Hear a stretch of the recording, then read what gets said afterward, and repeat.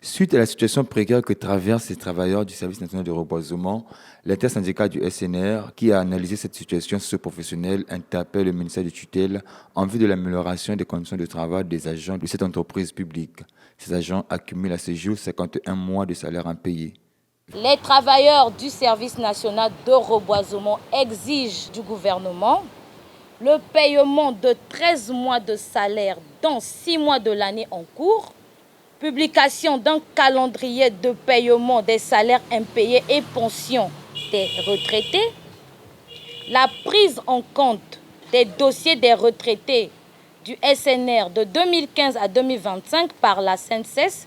et le reversement des cotisations sociales par le Trésor à la CNSS. Le paiement des salaires au même moment que les autres agents de l'État appelés fonctionnaires. Ces travailleurs du SNR qui se disent prêts à participer activement à la décennie des Nations Unies pour le boisement et le reboisement exigent du gouvernement et du ministère de l'économie forestière la prise en compte de leurs doléances. Dépasser la date du 7 juillet 2025, si toutes nos revendications citées plus haut ne sont pas prises en compte, dans la deuxième quinzaine du mois,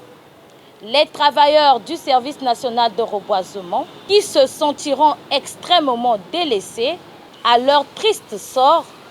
se retrouveront à nouveau en assemblée générale pour décider d'un arrêt de travail sur toute l'étendue du territoire national. Néanmoins, les partenaires sociaux restent ouverts à toute négociation